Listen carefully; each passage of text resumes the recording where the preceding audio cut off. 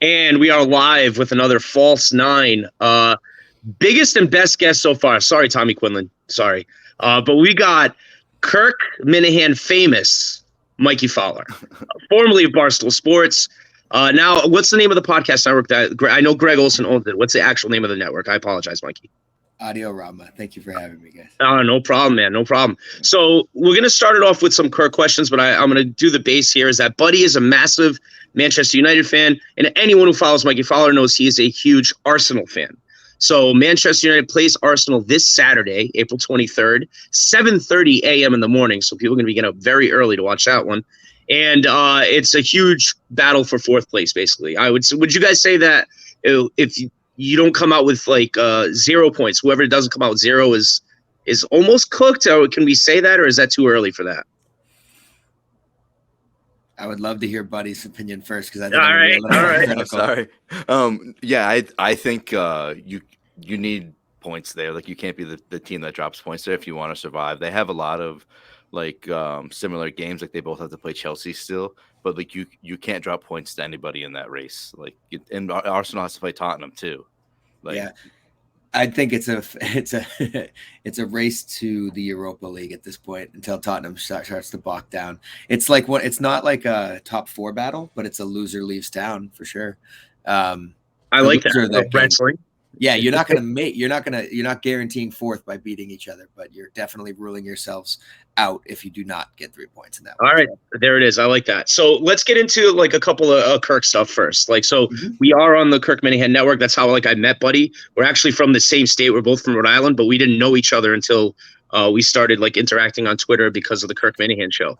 And anyone who listens to the Kirk Minahan show, Mikey, I would actually say that your name has probably been mentioned about as much as anyone like ever as far as just talking, especially when they talk Barstool.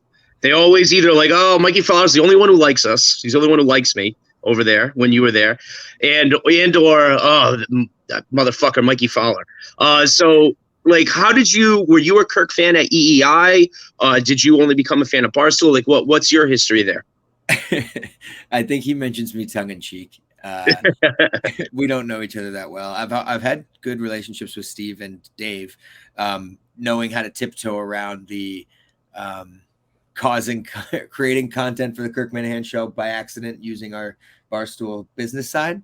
Yeah. And I was like what happened on the Kirk Minahan show text from Dave and Erica sometimes.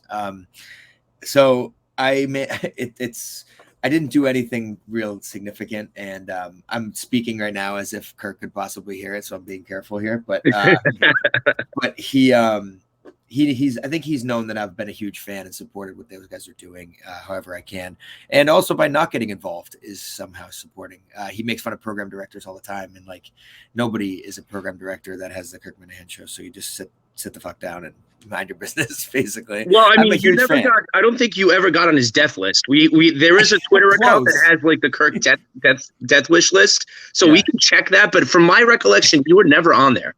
No, I hope not. I think Steve and Dave have done a good job of Cullinane have done a good job of whispering, like, "Oh no, he loves the show." Nice. So, what was your actual job at Barstool before you left to go to your new job? Like, because the way Kirk described it, you basically listened to every podcast. Like, so was that what it is? Were you like the guy who just made sure every podcast was just kind of like running smooth, like a program director, basically? Not really, because the role's kind of too big for that. Like, there's too many shows to do all that.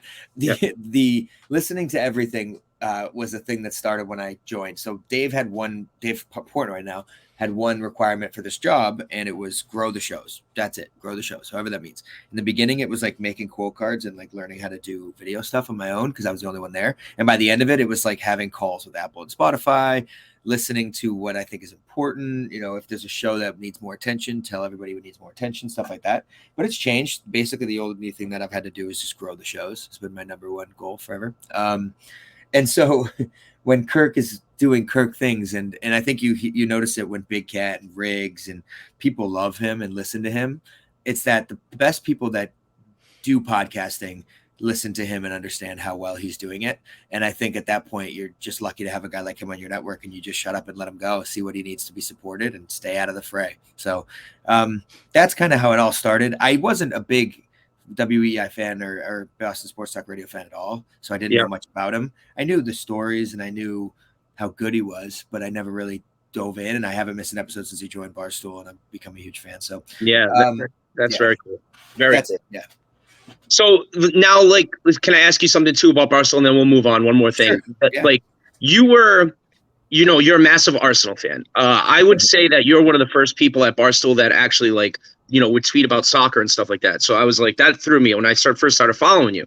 And then obviously Troops comes over, okay? And then Troops becomes pretty effing big. Even in the Barstool world, Troops, I would say, is one of the top 10 personalities-wise that's there. All right, content-wise, making content with Dave, making content with Big Cat. Once those two let you in, I feel like you're kind of co-signed. Like, they think you're talented, like you're in the fray.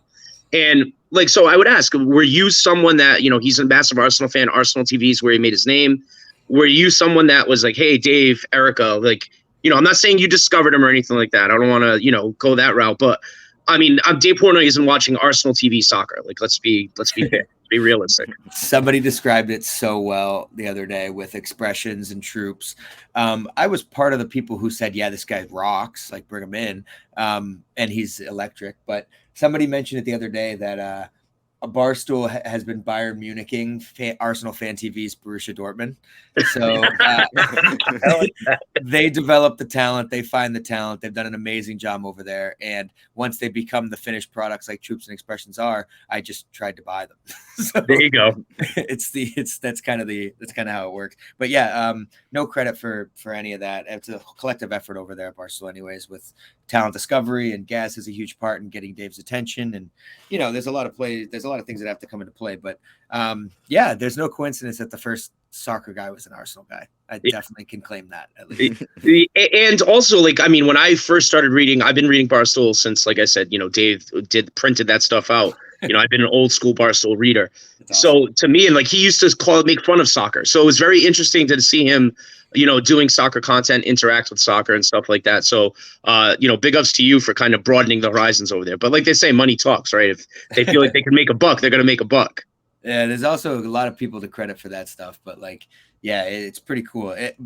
Question to you then about it. Do you watch the stream alongside when you watch a game? Does he make things more interesting for you? Yeah, absolutely. So when he's watching, like, I'll be honest with you, when Arsenal starts losing, Mikey, yeah, like I'll jump on. Like, I'm not even trying to like obviously if the Arsenal wins the title, I don't know how entertaining it would be for his brand, to be honest with you. You'd rather see them get relegated than win the title. Dude, like seeing that dude miserable and start going off, and you can see Zaz starting to get scared a little bit. Like, he starts to get actually like a little worried, Yeah. I love when he melts down. But like, yeah. So like the big, and then when he had the stream with Dave and Big Cat there too, and like seeing like Big Cat try to goad him, I'm like, Big Cat, I don't think you realize how serious this man takes this. Like, he's not playing. The Ashley Cole stuff almost set him over the edge. I remember that back. Yeah, Ashley Cole. But yeah, no, like definitely, like if Arsenal's on, like I'll definitely throw on like the phone and watch them, doing the live stream for sure. That's awesome. Yeah. All right, so let's then switch it a little bit to what we have going on. Both of your teams this past weekend, Buddy, for the genius that is Ronaldo, the Portuguese god that he is, saves Manchester United against fucking Norwich. I mean, fucking Norwich, all right? Rough, yeah. And then Arsenal drops points to Southampton. So were both of your teams, do you think, looking ahead to this weekend? Do you think that they both thought they had that in the bag?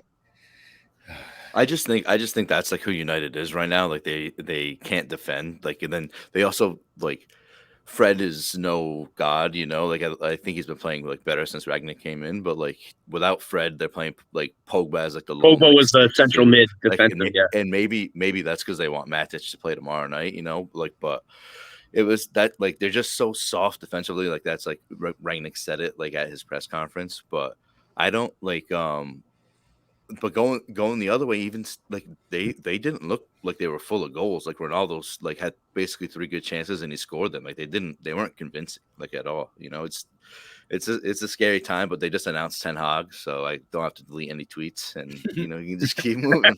It's always fun. Yeah. What is Ten Hag's goals for the rest of the season, in your opinion? Then. What?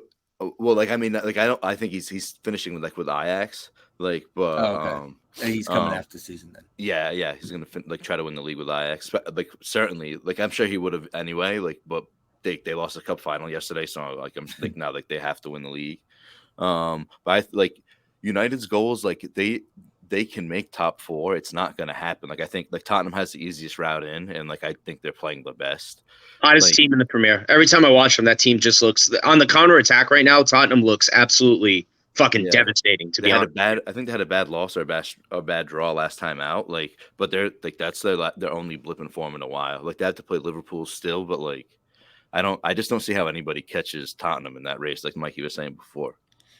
I think I learned one thing this weekend is that we all kind of suck.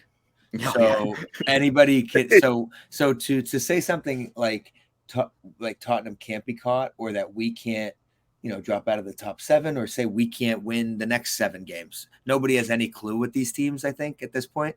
So the one thing I learned this weekend with Tottenham's loss to Brighton, like I'll talk about Arsenal second, but Tottenham's loss to Brighton at home just came out of such nowhere that it made me just think like, yeah, everyone kind of sucks. There are flaws in all these sides. It's Manchester City, Liverpool, and then everyone else, right? Especially when you watch those two play each other this weekend. What a game. You were just looking at the benches and being like, why do I even care about Arsenal? I can tune back in 8 years and see if we're caught up. Yep, exactly. So let me ask you that, Mikey. Let's get into that really quick then, because I talked about this with Buddy last week. So Arsenal to me, I'd rather be, I told this to Buddy a couple weeks ago, I'd rather be an Arsenal fan right now than a United fan, where you guys are in your project. At least I think you have a vision with Arteta as coach. You have some young players that you can build around. I just don't know if Arsenal will ever spend the amount of money that it takes, though, to win the Prem nowadays. So that could be an issue. Kroenke, obviously, for some reason, the guy owns the most land in the United States of fucking America, but he doesn't want to spend some money on a soccer team. I don't get it. But at least you have a coach, you have a vision, you have a plan, you have a style of play.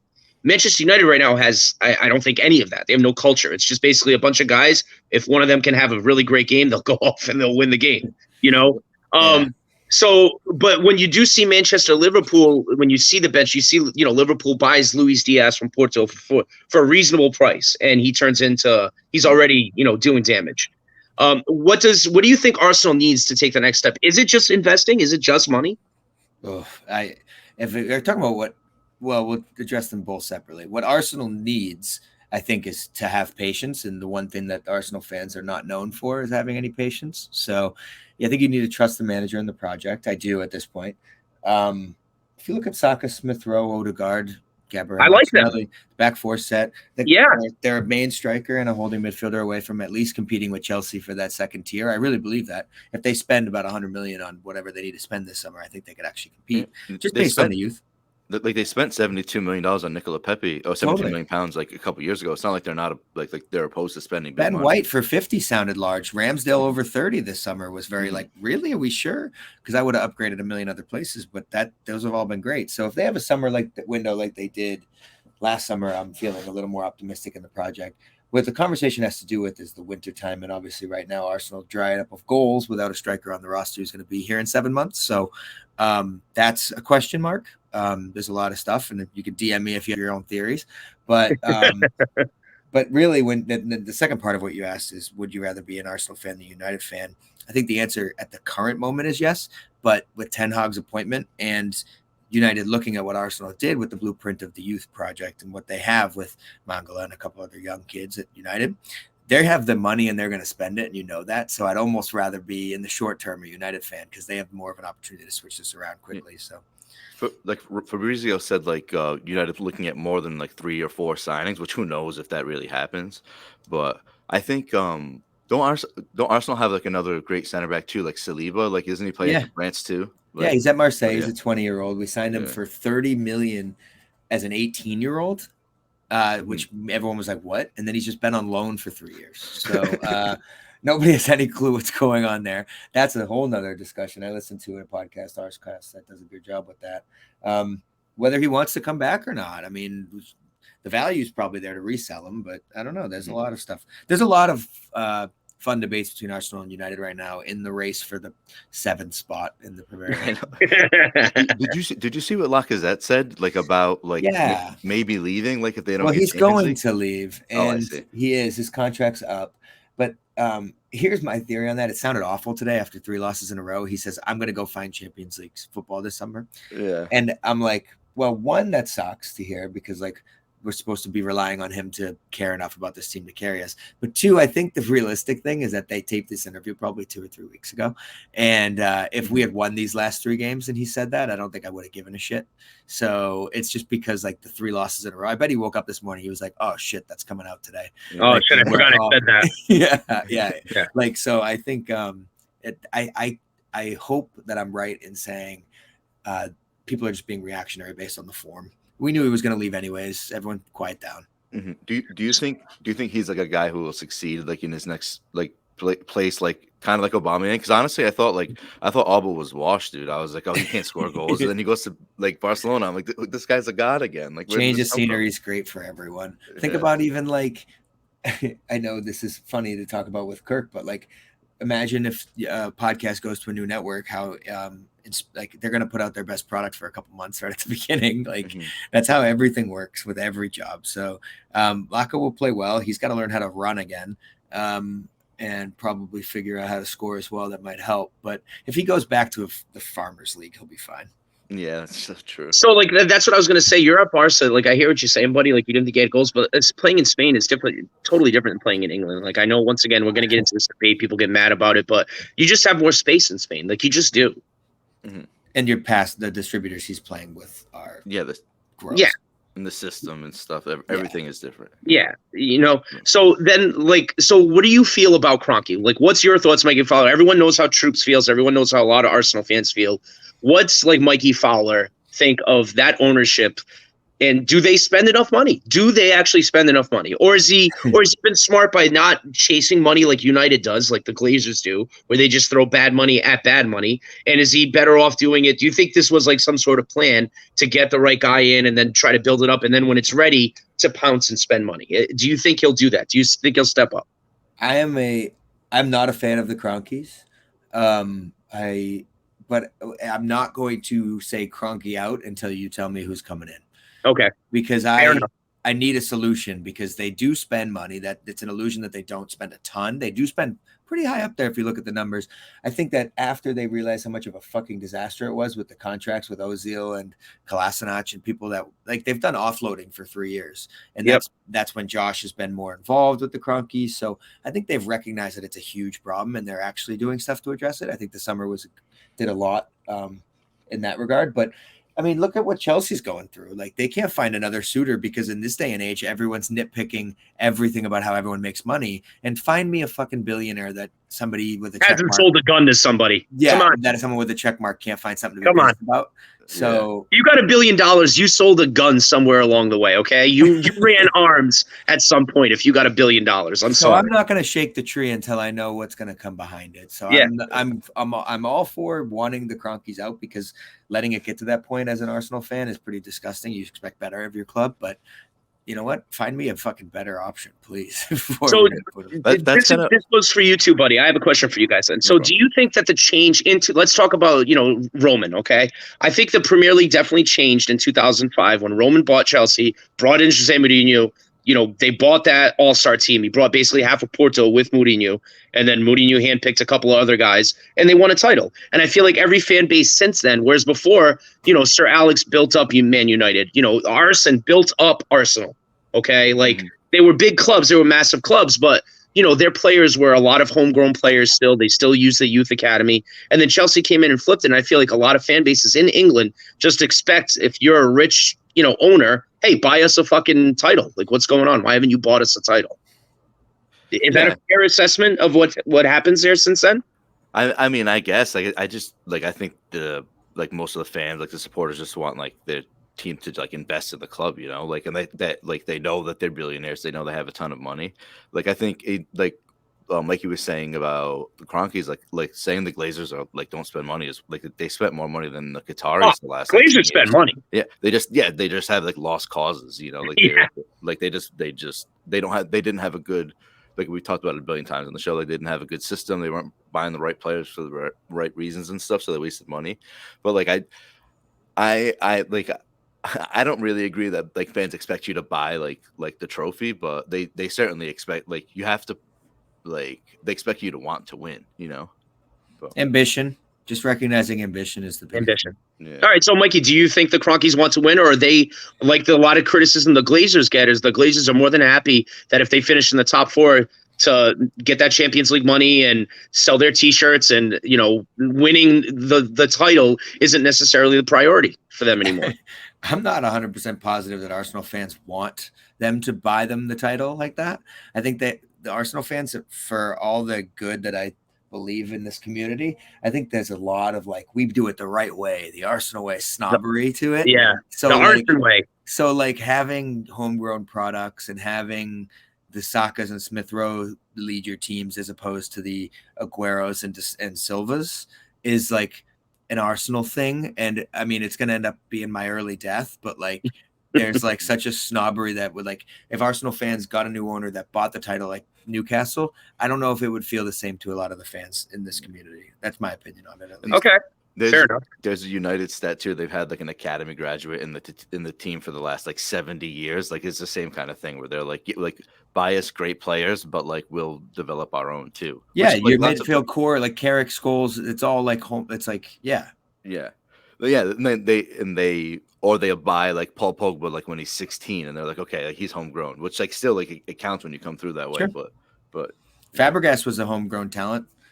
Mm-hmm. Yeah. So Mikey, let me ask you then your take on, do you follow a lot of MLS? Do you follow a lot of American soccer? Because I don't really see that a lot out of you on your tweets. You're definitely more Arsenal EPL based. Is it something where you're just like, you're watching European soccer and you're not really into MLS? Because we had a big like MLS show last week. So that's kind of the thing where me and Buddy are more European centric. And I think for like the sport to grow in this country, eventually MLS is going to have to grab people like us to get to watch their product. Mm-hmm. Are you like an MLS person? Do you follow MLS like regularly, or just kind of dabble in it? New England Revolution fan. I try to catch every match, at least for them. I watch everything. So awesome. I've considered myself a Boca Juniors fan the last few years. I've been a big Libertadores fan. If you ever want to just watch Sunday League on steroids, it's fucking awesome down there. You never know. Brazilian and Argentine soccer, South American soccer is fucking wild. Awesome. Wild. Awesome. Two-footed tackles, studs up, referee. Well, it's funny, the European bias always gets exposed in a World Cup when South American teams and styles progress. And there was a time in the world where people considered South American style in soccer much better than European. And for us to always just assume that because the best leagues are obviously located in Europe, that the talent stands at head and shoulders above the rest of the world is sometimes gets caught up. So when I learned that probably 2-3 years ago, when I started to think about that critically, I started to watch a lot of South American soccer. So that's been fun. But yeah, I try to watch everything, and MLS being the only stuff that's in prime time, quote unquote, like watching at night when you're done with work helps it tremendously for me. Tremendously. Yep. Yeah. So I do catch quite a bit. Yeah. And I think the gambling aspect, I said that on the show last week, that I think that if you're not trying to get in like gambling wise, then you're just, you're crazy at this day and age, especially as like I hate to say this, a third tier sort of like, on the come up sort of league. You know what I mean? Like if you're lacrosse, or if you're professional lacrosse or soccer or even like USFL, stuff like that, you should be like all in on gambling content. Fair. MLS, I think, is a top 10 league in the world still. That's an opinion I had when I saw the transfer of Lorenzo Insigne. Honestly, I thought to myself, he would not go anywhere below the 10th biggest league in the world, probably. I mean, I said that if you put an all-star team together of MLS players right now, like an MLS all-star team, and drop them in like a European league, they'd finish mid-table. Possibly. I just think like they're better than the English second division. Am I going to get crushed for saying that? But I think the English second tier is the strongest second tier. And then outside the 5 or 6 top leagues, probably in there. So yeah, I give them a little more credit than most people do. Getting embarrassed against Mexican teams never ceases to amaze me. But yeah, New England Revolution fan and the Pumas game as well. So Matt Turner, big move for you then coming. Yeah, hell yeah. I'm hoping he settles in really well as the second keeper. So can we talk about that really quick? So we're all obviously probably U.S. men's national teams fan. Zack Stefan sucks. Like he sucks. He's the worst. I can't. He's really bad. And so like bad. These U.S. men's national team tweeters that go like, oh well, he's on City and he's playing Liverpool. It's like, buddy, like he's supposed to be known for playing with his feet. You can't fucking do that. And like he signed there years ago. He's never progressed higher than what he is. He's Berhalter's boy. That's the only reason he would stay starting right now. You could make a case Horvath is better at this point. Like, you could make a case that the 17-year-old kid on the fucking Chicago Fire is better at this point. Like, Stefan sucks. Horvath is definitely better. I don't think that there's any case to be made. He's so good. I'd say it every time we talk about it. Like, I wish Matt Turner was available for those games because I don't think he ever deserved to lose his spot. Like, I know, like, he did, but Stefan's just he's a frong, dude. Like, if you're supposed to be the guy that plays with your feet and not a shot stopper, so you're not stopping shots and you can't play with your feet, like, what the fuck are we doing? I know. He had a tough one. Go ahead. I went on a tough one. No, please. I have nothing negative to say about Zack Stefan because I do still think his ceiling is higher than the other guys' ceilings if he can figure it out.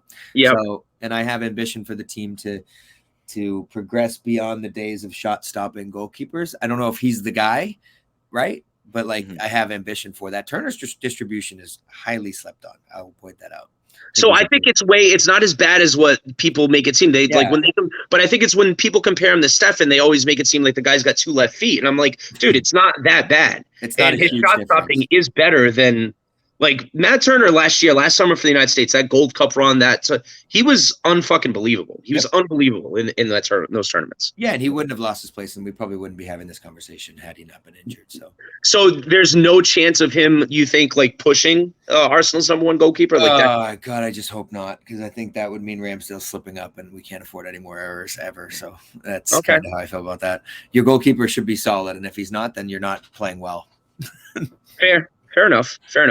So let's get into then favorite Arsenal teams, Mikey. So what made you fall in love with Arsenal? Do you remember the team, the year? Like, do you remember there was a certain vibe? Was it the way they played? Like, what was it for you that said, oh, I'm fucking going with Arsenal? Yeah, so I'm a little bit younger than people think I am. So when I was a really, really young kid, I was a huge Gennaro Gattuso fan. I really enjoyed watching him play for those old AC Milan teams. And that Italy World Cup made me fall in love with the game in general. The obviously the Zidane headbutt game is one of the first earliest soccer memories I have. I was playing before then, and I started to really think about the game and the style. And there was a player named Cesc Fabregas who was like 16, 17, breaking through that Arsenal side. And you know, when you're a kid, right, and you always think like being a freshman's the coolest, being the youngest kid's the coolest, like being a great young player is always way cooler. I attached myself to him and I became a fan of Cesc Fabregas at a really young age. War 4. When I'm in on goal, I'll look for a square pass instead because I think the assist is cooler. Like he's that guy for me and made me fall in love with the game. And then I think from that moment, maybe when he got his captaincy at the age of 21 for Arsenal, I haven't missed a game for them since. So so it's more Fabregas. Like. So Fabregas, you became such a massive fan of his that in turn got you into the club. And obviously the way that Fabregas and Arsene Wenger played, I mean, that was a beautiful style of it was fun. And then like the Nasri days and everything was like, I really enjoyed that. So that's funny. Most of my fondest memories for Arsenal come in that patch between Fabregas's exit and Thierry Henry's farewell through like now, but those Arshavin days are all I think about when I think about like those Andrea. Man, that's that's like that era, you know, the Van Persie year, and then all that stuff. So that's kind of how my brain goes. So do you go back and watch like the pre stuff there? Like for me, what I became like when I started watching like Premier League on TV, where I was just like blown away by the difference between like watching, say, like the Portuguese league, which was what I always used to watch, right? And like seeing like Dennis Bergkamp and seeing like that Arsenal team, like that team was so fucking loaded at midfield. You know, the Swedish dude, buddy, help me out with his name, man. Dude was like a model and shit. I know what you're talking about. Norberg or something like that. Like that team was just so loaded. They had Bergkamp up front, Thierry Henry, like nasty team. The undefeated team, obviously.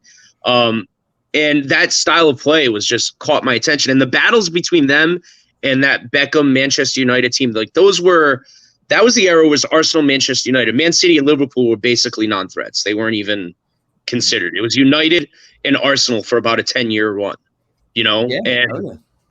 And so did you ever go back and like watch like YouTube videos, highlights of that sort of stuff just to get yourself up to date? Oh, I've seen everything at this point. I know everything about Freddie and all the teams and everything like that. So I think that would have made me and Buddy not even be able to talk to each other on a podcast, the level of animosity between those teams. It was real. It was palpable. So people talked about it this week. The City Liverpool rivalry, I'm putting air quotes, versus Arsenal United, which was better. And people are like, the game is so much better now than it ever was. And I agree with that. I think these teams would probably smoke them. But there was such a hatred between Arsenal and United that isn't present with City and Liverpool right now. They hate each other because they should hate each other because they've been, yeah, but they don't actually hate each other. There's not that like key your car hate that is going on between Arsenal. Like that Patrick Vieira is going to karate kick you hate. Yeah. You know those, there was they still won't talk to each other. Yeah, my favorite clip from that time is Roy Keane in like the tunnel, like yelling at Patrick Vieira. He's like he'll pick on Gary Neville, like he won't pick on me. You know, when he's just like screaming at him. I just I love that. Like that's I became a United fan basically at the same time. Like Ronaldo finishes like the Euro like in Portugal and then goes to Manchester United. So that's when I attached myself to them. And I saw people comparing the two rivalries and I was like I know what you mean, but like, and also Liverpool hasn't like ever beat City like for anything, you know, like Liverpool has one trophy, but like it's not, to compare the two is wild. I just said to call it a rivalry at this point. They're the two best teams in the country right now, and they both play extremely appealing styles of soccer. Like they both come out willing to score, willing to play. No one's packing it in, trying to get a point. Like they both come out to play. But to call it a rivalry, like that's not a rivalry. Like that's not a rivalry. I know we talked about this a little bit ago, but I saw a United journalist say like he was joking about that City Liverpool game, and he's like, "Wow, what's this? I haven't seen this in a while. Like I don't remember what they call this sport." He's like, "Because United doesn't play anything like those teams. Like we're gonna see tomorrow, they're gonna get beat up. Like they're going to Anfield. It's gonna be tough." But I hear you. So I guess the next thing. So you're now at the Greg Olson. I'm sorry, say the name again, Mikey. It's called Audiorama. It's so I heard Kirk talk about like this, like you're attaching yourself to one show. It's we're gonna launch 4 shows a quarter. Okay. The other investors are Vince Vaughn, it's Greg Olson, it's Ryan Khalil, and Powerhouse Capital, the people who did Masterclass and Wondery. So it's gonna be eventually a full slate of shows, and it'll be fun.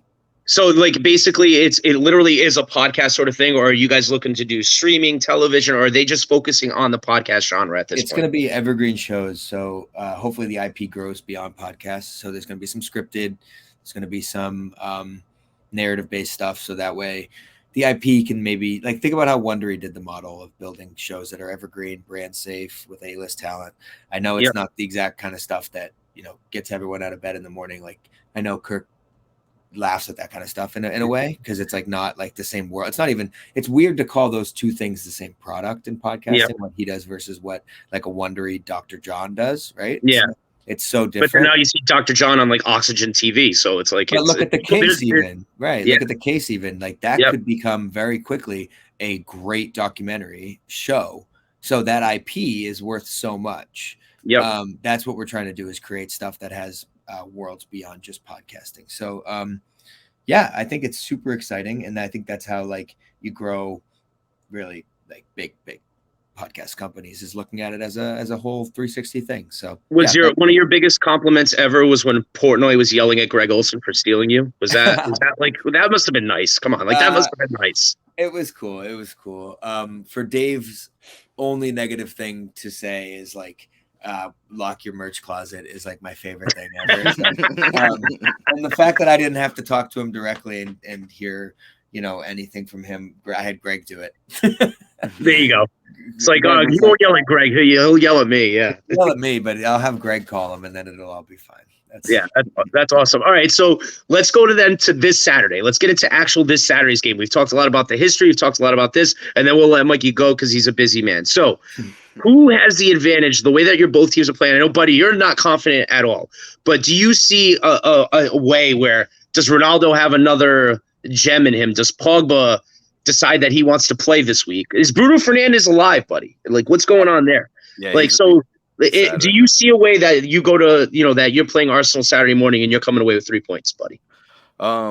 Like, yes, because it's like Man United Arsenal, and like that's like anything can like happens in like that match. Like I've seen this one before where like Arsenal are 2-0 up in like 3 minutes, like, and it's like, okay, like forget it, like this, like why did I get out of bed? But I've also seen this one before where United score once and like frustrate Arsenal and someone and like whatever, like get a cheeky goal at the end too. Like, so I will like know more about the game. I feel like after like Wednesday, because United plays Liverpool tomorrow, Arsenal play Chelsea Wednesday. Like there's like they're both not walking into this like after like a full week's rest, or like with the rested squad and stuff. So, but I'm like a hopeless like Manchester United fan, dude. I'm like not like hopeless. That's not like the right word, but like I'm like a hopeless romantic.